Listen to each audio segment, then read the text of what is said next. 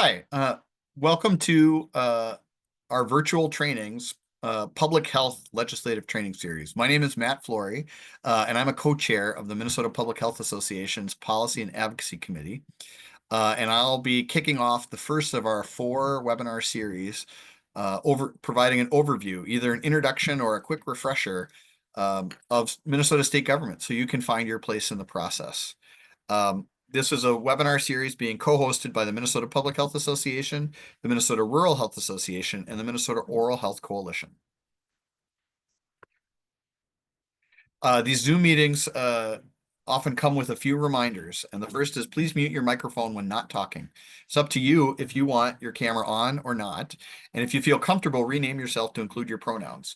You can put questions and comments in the chat. Since Minnesota Public Health Association is hosting today, like all meetings, we're going to read our ancestral land statement here at the beginning. We ask that you take a moment to honor and acknowledge that we are on the ancestral homelands of the Dakota and Anishinaabe. Indigenous people have a long-standing history and connection to the land since time immemorial and are the original stewards of lands and waters. Many American Indians were forcibly exiled from their lands because of aggressive and persistent settler colonialism and U.S. governmental policies, but they persevered. We make this acknowledgement to honor the Dakota and Anishinaabe people and ancestors and descendants, as well as the land itself. I'm going to talk briefly today about the structure of Minnesota state government and the 3 branches. The executive branch, which are our administrators, including 5 constitutional officers, the judicial branch, which are our judges, and the legislative branch, the state house and senate. This Minnesota state government website is a great starting point for all of them. And we'll make sure with the slides today that we get you this link. A great jumping off point, like I said, to find out about information about all these layers of government. I do want to note that tribal governments are separate from our state government. Minnesota is the home to 11 recognized tribal nations, 7 Anishinaabe reservations, and 4 Dakota communities. You can find more information out about that. Each tribal nation's leadership structure is unique, and their relationships to government at the federal, state, and local levels are based on a foundation of sovereignty, treaty rights, trust, responsibility. Again, more resources if you're interested in tribal government at the links provided. I want to spend a little bit more time with our state executive branch. And although many people are familiar with Governor Wallace and Lieutenant Governor Flanagan, you may not be familiar with all of their responsibilities. The executive branch includes all the state departments. And so, for example, the Commissioner of Health is appointed by the governor, and the Department of Health reports up to the governor through the Commissioner of Health. This is true for the Commission of Human Services, for transportation, for agriculture. All of these departments are the responsibility of the governor's office and part of their work. The judicial branch is actually separate from the executive branch and the legislative branch. And so the state Supreme Court hears cases that come up from the lower courts. So if people appeal laws that the legislature and the governor have signed, either because they challenge them or they challenge the way they're being interpreted, it's up to the judges to make decisions and sometimes changes to our state laws based on the state constitution and whether state laws match with the state constitution. The state also has its own lawyer, it's a constitutional officer elected separately from the governor and the state Supreme Court. Our state's attorney general is currently Keith Ellison. They run on the ballot alongside the governor's office, and they represent both the state agencies and the Minnesota people. So they cover a lot of consumer issues. If you have questions about consumer issues, the Attorney General's office is a great place to go. The state also has an auditor, and the auditors look at the books for local government and for state government and make sure that all the dollars add up from an accounting point of view. The state auditor, like the Attorney General, is elected separately from the governor's office. So it's an independent body under a different constitutional officer.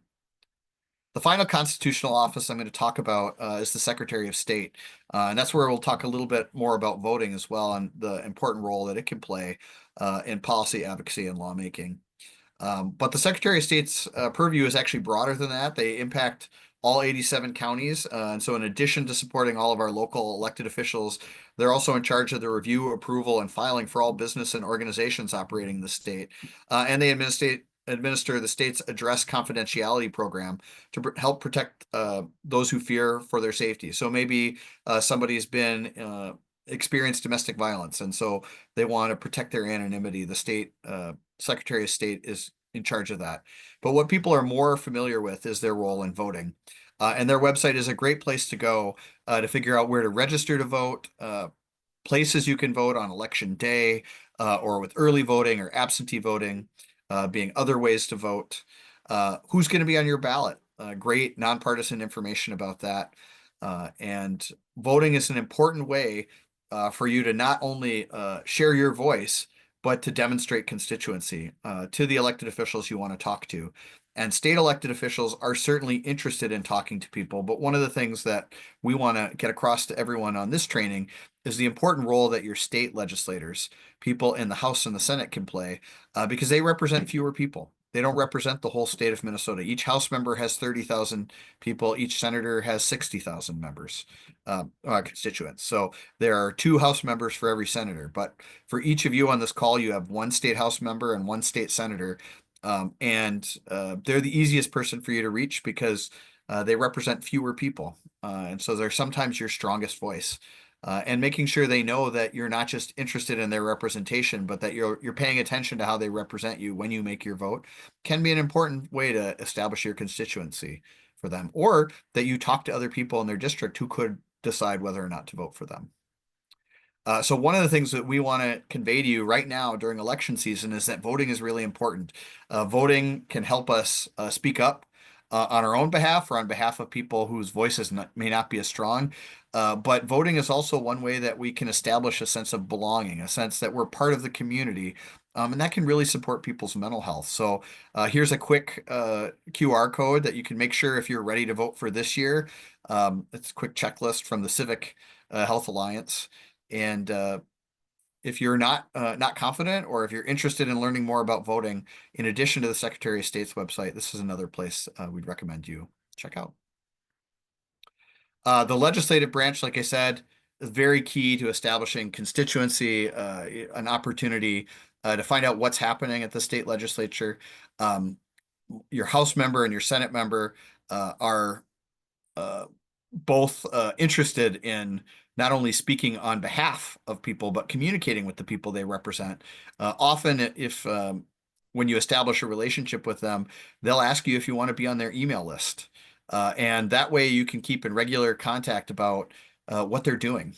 It's like a steady newsletter. It's not all, it's one-way communication, but it's there's often information I pick up from my state House member or state Senate member in those emails that I don't find in the newspaper or television news. And that also can become a basis for conversations or communications I have with them. It's great you're working on this, but have you thought about this? Oh, I love that you're working on that. That issue is important to me. And that's something that state House and state Senate members are interested in learning more about.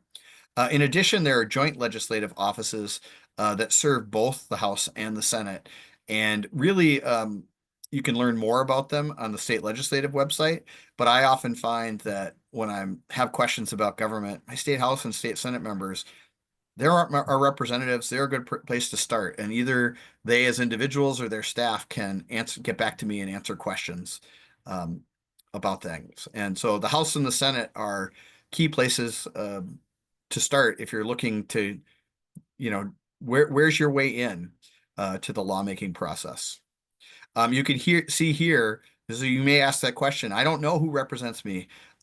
Right here, I've used the state legislative website to look up my own address, and I'll show you in a minute what it looks like the screen before. This is the output of it. I typed in my address. You can see a little map. That little flag is actually where I live in St. Louis Park. My state House member is Larry Kraft. My state senator is Ron Latz. This legislative website also shows me my federal congressional members in the House and in the Senate, the U.S. House and the U.S. Senate. But for today's conversation, mostly focused on Larry Kraft and Ron Latz, the senators, you'll notice there are buttons there that actually can allow you to contact them, and that'll click right through to their email. So if you go to this website, www.gis.lcc.mn.gov, you can type in your email address and it'll tell you who your individual legislators are. Incidentally, the map is helpful just to make sure that you got it right, just in case there are two streets with the same name, or there is Edgewood North and Edgewood South, so that you know that there isn't a mistake there based on a keystroke you've made, or that the computer hasn't misplaced you. But again, really simple way to find out your legislators and to begin contacting them. Well, that's my basic overview, but I do also want to make a pitch for our upcoming series. We've got a lobbyist lined up for our next presentation on October 15th on how a bill becomes a law.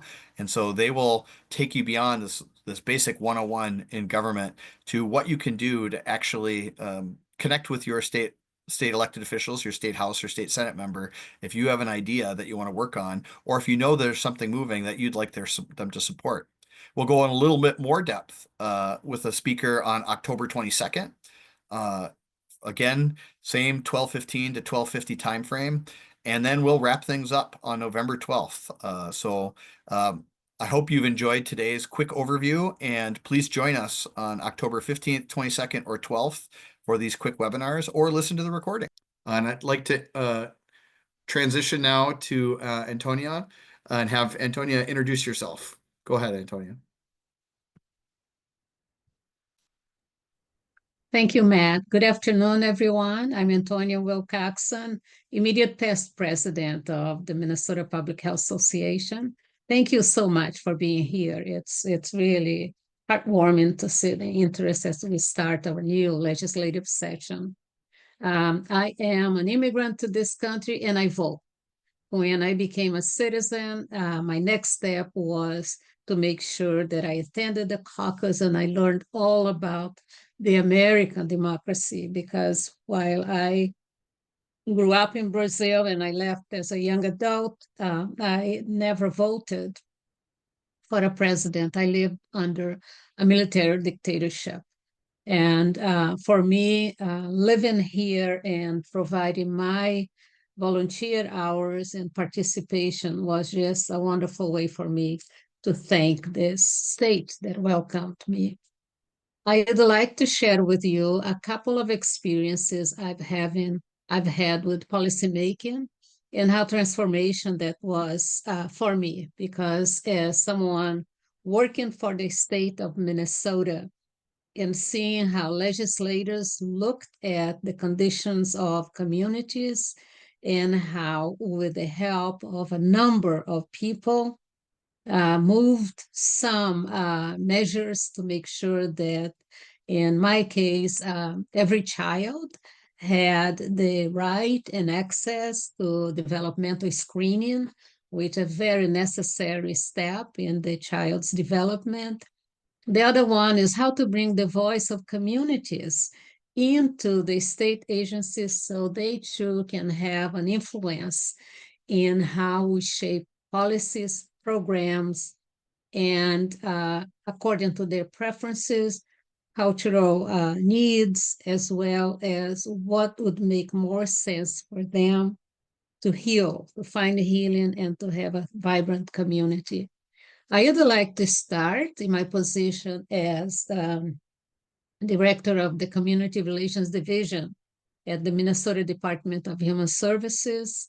I'm sorry, I will start with the Great Start Minnesota. That is a program that still tugs at my heart.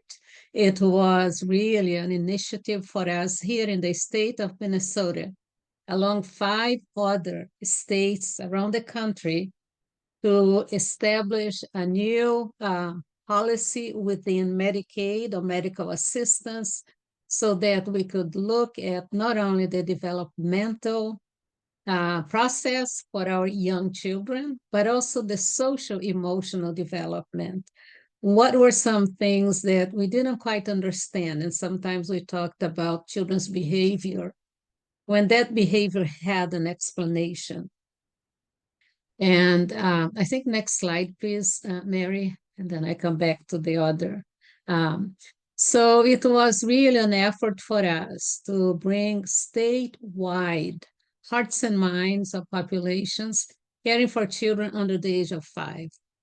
Up to then, we didn't believe that the young children that young experience any social, emotional, or mental health difficulties. With the research progressing around brain development, and the more we learned, the more we got skills and expertise in addressing concerns that parents brought to their public health nurses, pediatricians, and the caregivers. What were some of the things that were showing up in children that parents of other children would say, I've had 3 children, but this one is different. There are some things I can't soothe them when they are crying. Sometimes they will not sleep for a long period of time. I cannot console them, and I need some help. And we moved the response from primary care providers, nurses, all the care providers around that family to better understand and not say, well, this child is too young, there is nothing we can do about it, or that this is just a phase, they will grow out of it. While those statements at times may be true for some children, in general, it's not a helpful response.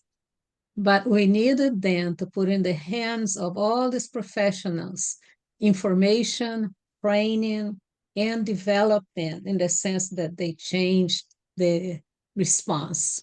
So that was the introduction of infant mental health in the state of Minnesota, where the University of Minnesota was a partner. We had an advisory board for this grant. We also developed, thanks to 0 to 3 organization, bringing consultants to do training, and eventually our child psychologist, Dr. Terry Rose, being our on-site expert. And we traveled across the state of Minnesota to bring training. So from 2004 through 2006, we were able to cover a large number of professionals, be they child psychologists, marriage family therapists, social workers. All these licensed professionals were very interested in having better answers for families, as well as how to address the needs of these children.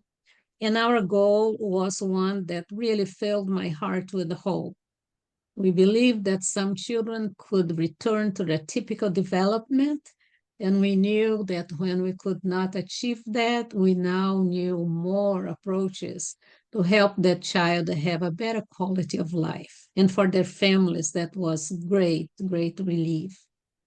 In order for us to put the system in place, in which there wasn't one, we not only created training, as well as a credentialing system that we didn't have yet.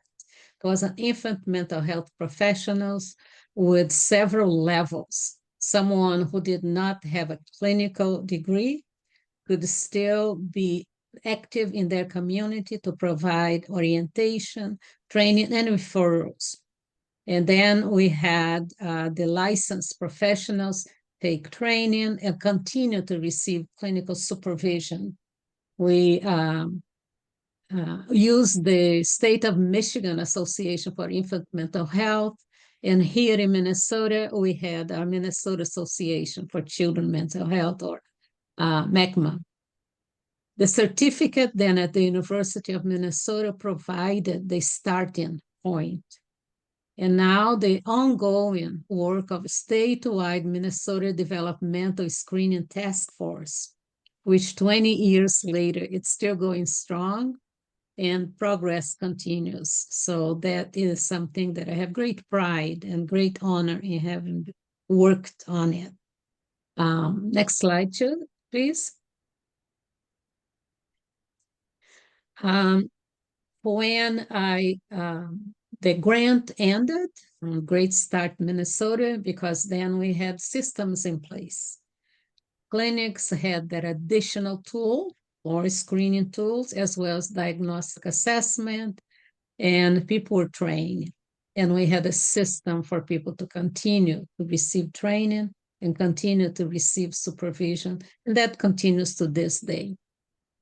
My next task then, when that funding ended, was to move to another division within the Department of Human Services, in which the senior management team, commissioner and her cabinet, were at the time concerned with the fact that we had these very stubborn disparities in which we knew that individuals coming for publicly funded services had difficulties either accessing it. Sometimes they didn't show up, even though we knew some populations may be able to use those services, or outcomes.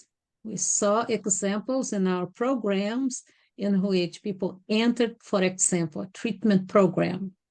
They did not conclude that program, and there was then a revolving door. Sometimes they'd show up in the emergency room, and then they'd be referred again, and we needed really to find out what was going on.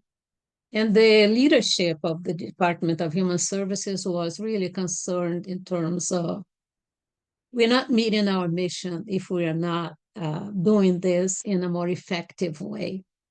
So I was then hired as the disparities reduction consultant. And at the time, I was going through my doctorate degree in educational leadership with a focus on critical pedagogy. And I really wanted to make sure that I would have the opportunity to utilize what I was learning in terms of how can I apply this in terms of looking at community voice and seeing, can they provide some input? Can they provide some feedback? Because we learned then how individuals experienced disparities. I suggest that we go out in community and host meetings in which the conversation was about what programs have you experienced? What was your experience? What were some things that challenged you? What would have made it easier? For 3.5 years, we stayed in this engagement and we were learning. And each month we had a meeting, 3-4 hours. We would return back into the agency and report to the senior leadership. So there were comments as such that some African Americans said, DHS doesn't care about us. When we provide some form of complaint or we ask them to change, we don't feel that we are heard.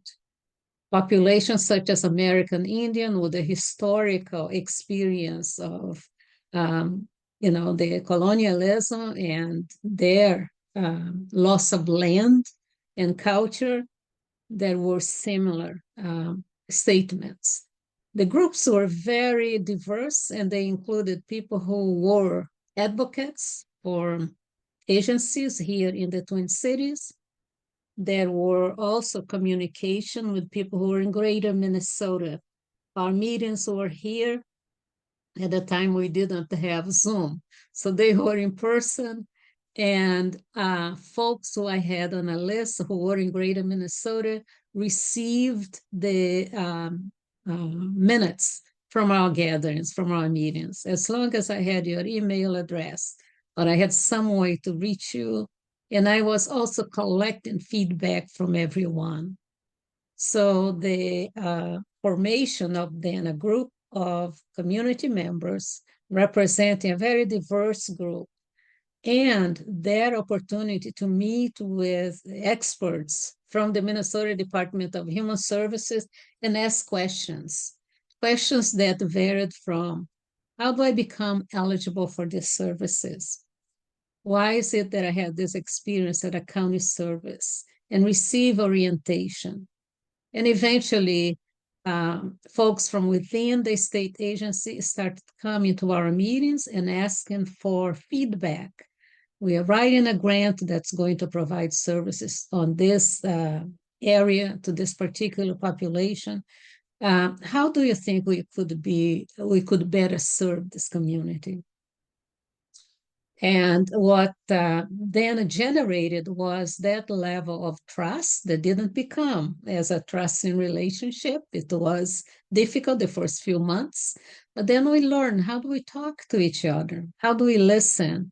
And how do we stay in discomfort when difficult topics are being discussed? How do we create that space?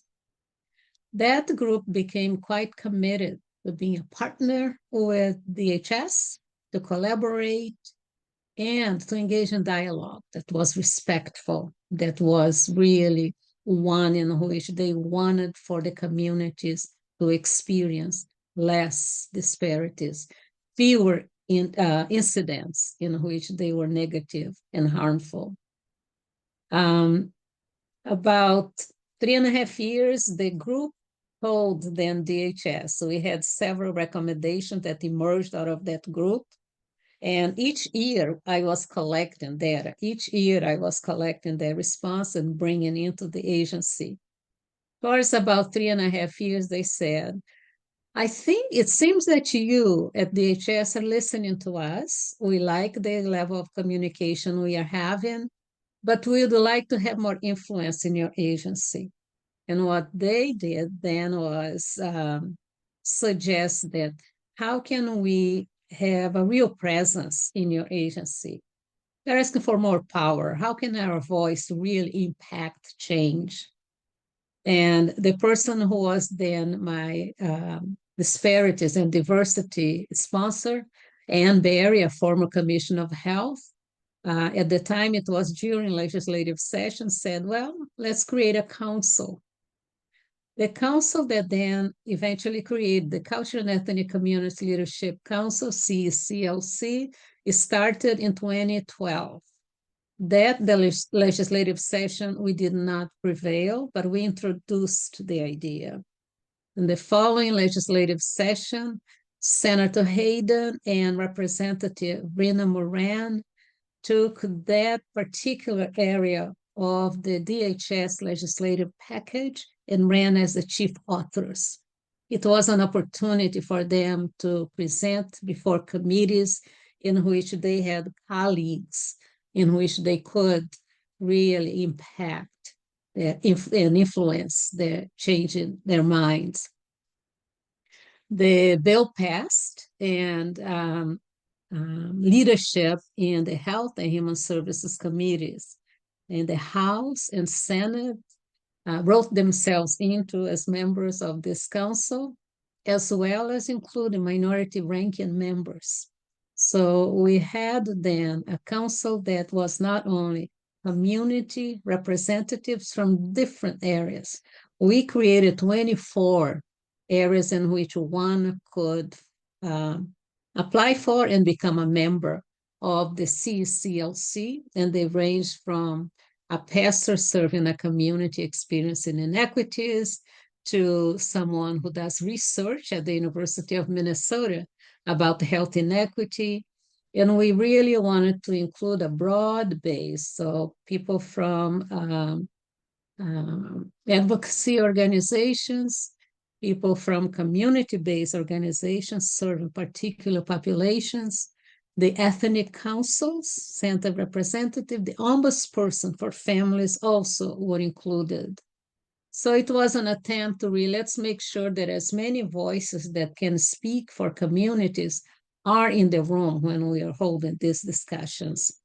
And the Commission of Human Services appointed one of the members of her cabinet, an assistant commissioner, and 3 other employees at DHS participate in the meetings. It would be their responsibility to bring back reports of what DHS was doing, as well as for them to listen to what were community members recommending.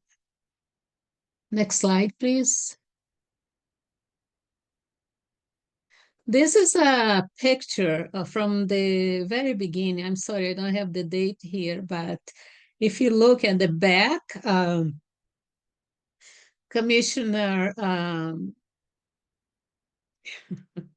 forget, Lucinda Jackson, uh, and she's in between, let's see, 1, 2, 3, 4, the fourth one from the left in the back row. And her assistant commissioner is next to her, one more person. And that was the assistant commissioner for health care.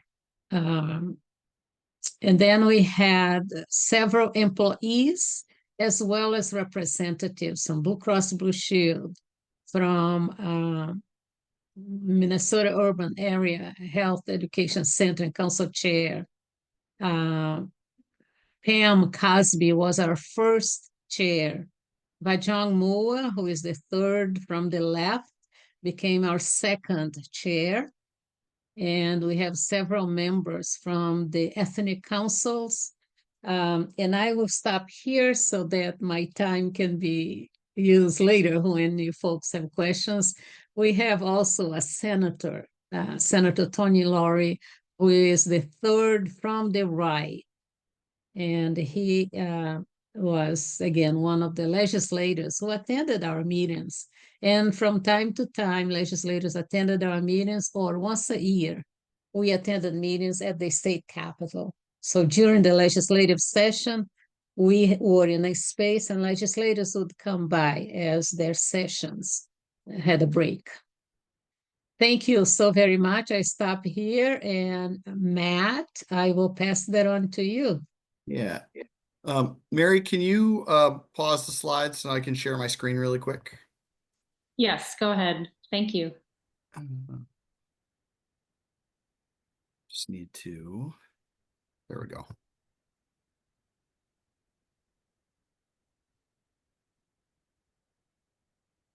I wanted to talk a little bit. Thank you, Antonia, for talking to us about the different phases of government. I'm actually not finding my slide. There it goes. Talk a little bit about how all of this fits. I think in particular, Antonia's done a great job of explaining the state agencies that fit together and how they have, how in particular the Department of Human Services created an outreach group for people to interact with. As we go to our next two calls, we're going to talk about the legislature and how a bill becomes a law and the role that the State House of Representatives plays, the State Senate plays, and also the governor's office, and how you all can get involved in those processes, first by starting with our election process and encouraging other people to vote. Elections are a good time to get to know folks, but then to build relationships with legislators. And that's what we're going to talk about in these next pieces. But Antonia, I really appreciate your presentation today, particularly about how there have been some opportunities to build interaction with that state agency, with the Department of Health. I'm going to stop sharing, Mary, and I'm wondering if you could take us back to the slides and I can talk a little bit about the voting slide and then we'll go to questions. Does that sound okay? Yes, thank you. Well, actually, the voting slide is after this one, but we'll just do that.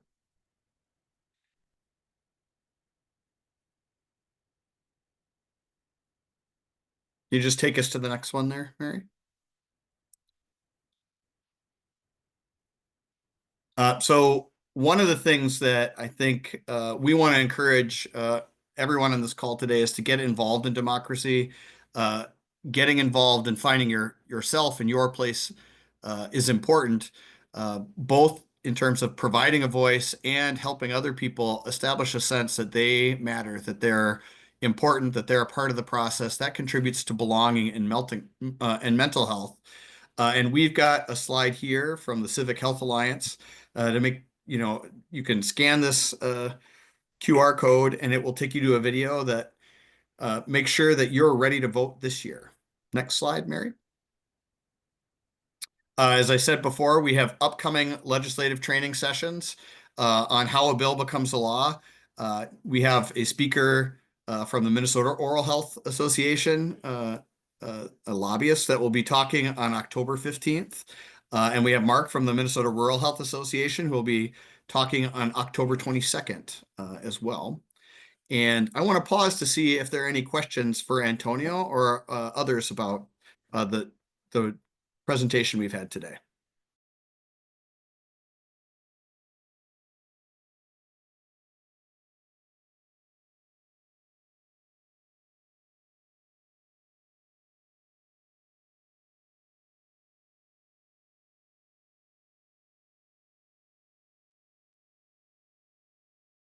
Please remember to unmute your mic.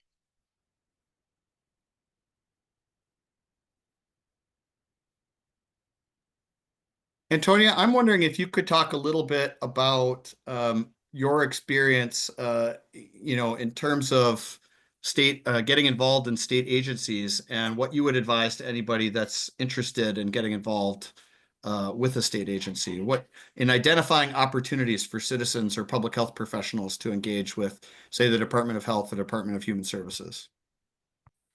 There are several entities who are very familiar working with state government and state legislators. So that's one avenue. There are nonprofits such as Isaiah, Take Action Minnesota, that are already very actively following bills and identifying what particular programs certain populations may get involved with. Overall, I think that for me, it's such a wonderful opportunity to have that freedom to approach a legislator.